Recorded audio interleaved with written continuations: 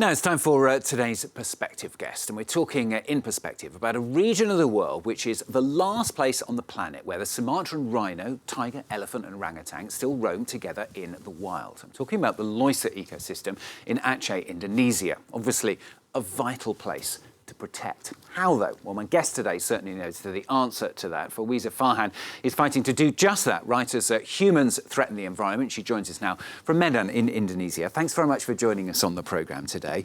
First, just to give us a little bit more about why the region of this region of the planet is so important. What makes it so special?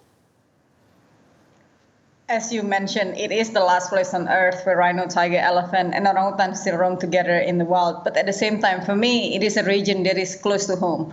I am Aceh. I am from Sumatra, from Indonesia. This is where I live. This is where my people their livelihood depend on this ecosystem. And for not just locally, but across the world as well, presumably it's vital to protect it and ensure it thrives, just to make sure those species and other species of plants as well, presumably, continue to thrive.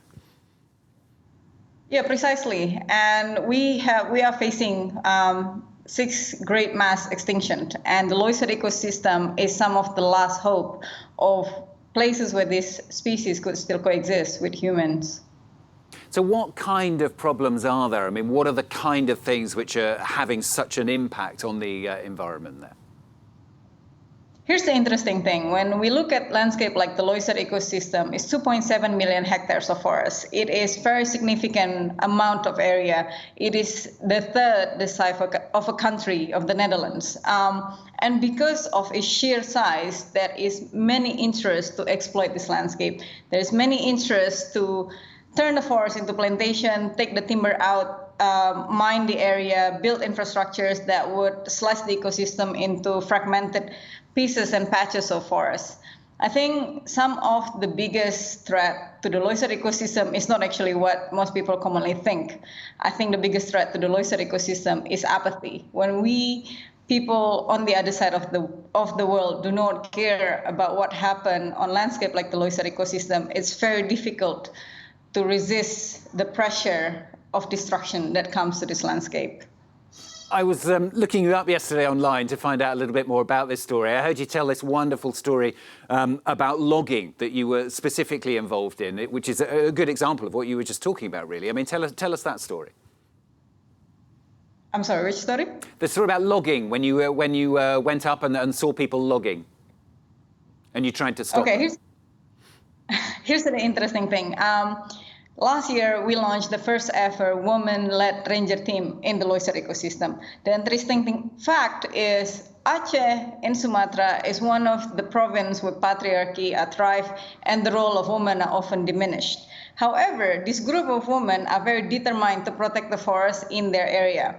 So this group of women, when they patrol the forest, they often come across illegal loggers as well as poachers and those engaging in encroachment. But the women have a they have different approach in dealing with this threat. They would sit down with the loggers, they would sit down with the poachers, and they would engage in a conversation, and they are very persuasive. Oftentimes, none of these loggers or poachers would come back into that forest and engage in the forest destruction anymore. And I think this is one of the things that I am most proud about, the women that are protecting the forests of Sumatra.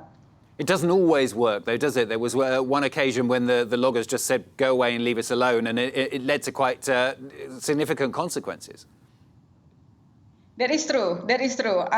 Sometimes the work of conservation and forest protection is not straightforward. Oftentimes it's not easy. It is met with many challenges.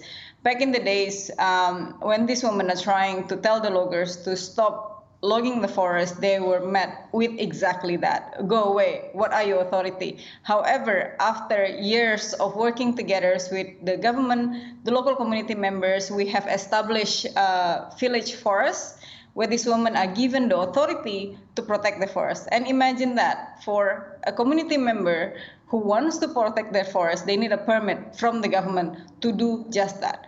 But once they have that permit, once they have the authority to be patrolling on the ground, they also change their approach.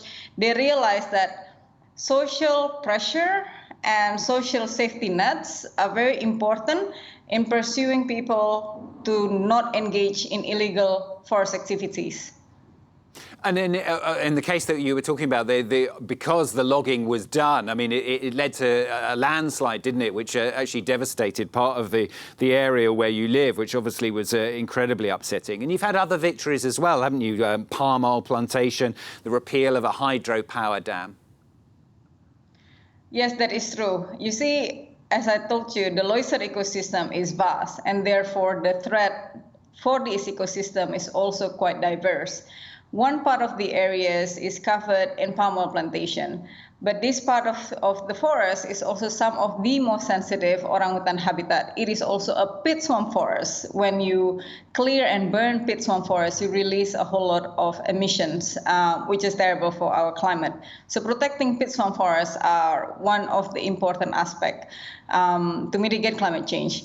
But how do you protect pit swamp forest that has been cleared? Sometimes you make sure the company who are engaging in illegal forestry activities, clearing the land with fire, to make sure that they need to be punished. How do you do that? First of all, you need to make sure the country is on your side. You need to make sure that there's a whole lot of people that are paying attention to this and run a campaign that support the company, that support the government to engage in law enforcement against this company. In 2013, a palm oil company burned 1,000 hectares of forest in the Leuser ecosystem, decimating Sumatran orangutan habitats.